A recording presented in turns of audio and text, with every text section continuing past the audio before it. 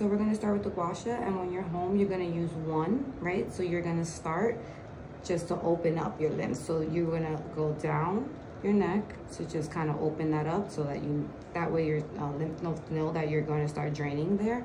And then you can use like the divots on the gua sha.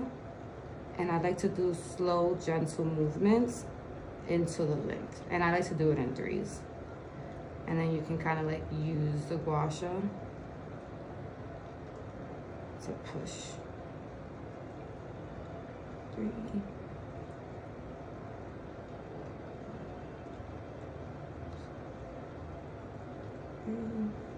Now let's go flat on the eye.